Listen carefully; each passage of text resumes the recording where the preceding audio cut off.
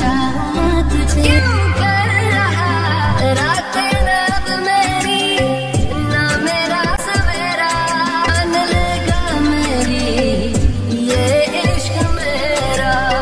সবুজে ঘেরা একটা সন্ধ্যা, খুব সুন্দর প্লেসটা, আর এখানে লাইটিং গুলো খুব সুন্দর ছিল। হ্যালো এভরিওয়ান, আসসালামু আলাইকুম। আশা করি সবাই ভালো আছেন। আলহামদুলিল্লাহ আমিও খুব ভালো আছি। সকালের ঘুম থেকে উঠে ব্রেকফাস্ট শেষ করে দেন, দুপুরে রান্না তো প্রতিদিনের মতোই সবারই চলে। এখানে চিংড়ি মাছ দিয়ে করলা ভাজি করেছি, আর আজকের করলা ভাজিটা আমি একদম ভাজা ভাজা করিনি, জাস্ট সেদ্ধ হয়েছে। তারপর আমি করলা ভাজি অল্প তেলে ভেজে নিয়েছি। রেগুলার তো দেখা গেছে করলাগুলো বেশি করে ভেজে নেই, কিন্তু আজকে আমি ভাজিনি, কারণ আজকে শুধু করলা ভাজি কেউ খাক আর না খাক আমি শুধু একাই খাবো। একদম কড়া করে ভাজার চেয়েও কিন্তু এভাবে রান্না করলেও কিন্তু করলা ভাজি খুব মজার লাগে। আর এখানে চিংড়ি মাছ দিয়ে ধুন্দুল তরকারি রান্না করব। চিংড়ি মাছের যখন এখানে পেঁয়াজ বসিয়ে দিয়ে গিয়েছিলাম, তো আমার ওই টাইমে একটা ফোন আসে, তো একটা ভাবির সাথে কথা বলতে বলতে 1 ঘন্টাই কেটে গেছে। এসে দেখি পেঁয়াজগুলো একটু কালচে ভাব হয়ে গিয়েছে। চুলা অফ করেই ফোনে কথা বলছিলাম। তারপর তরকারি কালারের জন্য কিন্তু পেঁয়াজটা সুন্দরভাবে ভাজা দরকার। যাই হোক, আমার তরকারি কালারটা নষ্ট হয়নি, এটাই অনেক কিছু। তো এখানে কাঁচামরিচ কেটে দিচ্ছিলাম, আর হচ্ছে টমেটো কাটার জন্য মানে ওই সময়টা আমার ছিল না,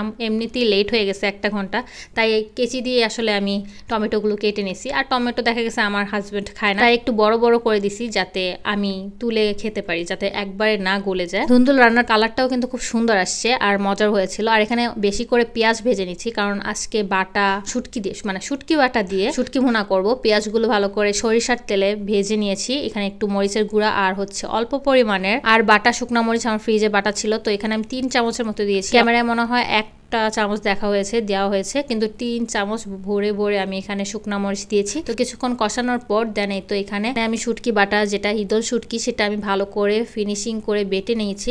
বাটার দিয়ে ভালো করে নেড়ে চেড়ে তারপর রসুনের কোয়া দিয়েছিলাম। তো আস্তে আস্তে করে রসুনের কোয়া দিয়েছি, আর এই তো কাঁচামরিচ। আর কালারটা কি সুন্দর আসছে, তাই না? অনেক সুন্দর কালার আসছে আর খুব মজারও হয়েছিল। দুপুরে খাওয়া দাওয়া শেষ করে ঠিক সন্ধ্যার টাইমে আমি বের হয়েছি এই গ্রিন শেডোতে রেস্টুরেন্ট। এটা তো সবুজে ঘেরা বলতে গেলে বলাই যায়। ফার্স্ট টাইম আমি ভিডিওতে বলেছিলাম সবুজে ঘেরা একটা সন্ধ্যা, খুব সুন্দর প্লেসটা, আসলে খুব সুন্দর প্লেসটা। তো এখানে সব কিছু হচ্ছে গাছপালা দিয়ে ভর্তি, আর এখানে সুন্দর একটা প্লেস আছে বাচ্চাদের খেলার জন্য। অনেক রেস্টুরেন্টে কিন্তু এত বড় প্লেস থাকে না, তো হাঁটা চলার জন্য কোনো নাই, শুধু জাস্ট বসে থাকো, খাবার অর্ডার দিয়ে অনেকটা টাইম বসে থাকতে হয়, আর মনে হয় যে সময়টা যায় না। কিন্তু আমি এখানে খুব অল্প টাইম আমি আসলে এখানে ঘুরে দেখছিলাম প্লেসটা। আর ভিতরে যত গ্লাস সিস্টেম আছে ওগুলোতে কিন্তু এসি ছিল, আর আমি যেহেতু বাহিরে বসেছিলাম, তো এই জায়গাটাতে আসলে এসি নাই, পুরো খোলা আকাশের নিচে লাইটিং আর হচ্ছে সবুজে ঘেরা গাছপালা। আর এখানে প্রতিটা কর্নারে কর্নারে গিয়ে আমি ঘুরে দেখছিলাম, সময়টা খুব সুন্দর কাটছে। আর উপরটা ঘোরা শেষ হওয়ার পর আমাদের যেহেতু খাবার চলে আসছে, এই জন্য আমরা নিচে চলে যাচ্ছিলাম। কিন্তু টাইমটা যে কোথা থেকে চলে গেল সেটার একটু আমি বুঝতে পারলাম না। আমার মনে হচ্ছে যে মাত্র আমি একটু উপরে উঠলাম, তার ভিতরে সময় চলে গেছে। আর হয়তো ওনারাই একটু খাবারটা খুব দ্রুত দিয়েছে, কারণ অন্যান্য রেস্টুরেন্টে মনে হয় একটু বেশি টাইম নিয়ে খাবার সার্ভ করে। আর রেস্টুরেন্টে দেখতে যতটা সুন্দর ছিল, খাবার কিন্তু তেমন ততটা মজা ছিল না। যেহেতু আমি সন্ধ্যায় গিয়েছিলাম, তাই এখানে আমি mixed sea food noodles order দিয়েছিলাম। সি ফুড নুডলস দিয়েছি, কিন্তু আমার কাছে মনে হচ্ছিল যে নর্মাল নুডলসের মতোই ছিল।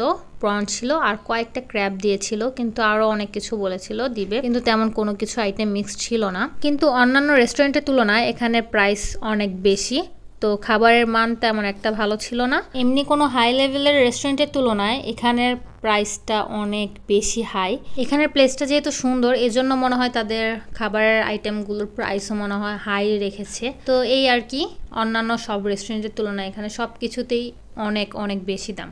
এমন অনেক রেস্টুরেন্ট আছে যে দেখতে সুন্দর না, কিন্তু খাবারের কোয়ালিটি খুব ভালো, টেস্টও খুব ভালো। কিন্তু এইখানকার প্লেসটা আসলে সুন্দর, কিন্তু খাবারের টেস্ট তেমন একটা মজা ছিল না। যাই হোক, প্লেসটাতে যতটুকু সময় কাটিয়েছি আমার কাছে খুব ভালো লাগছে।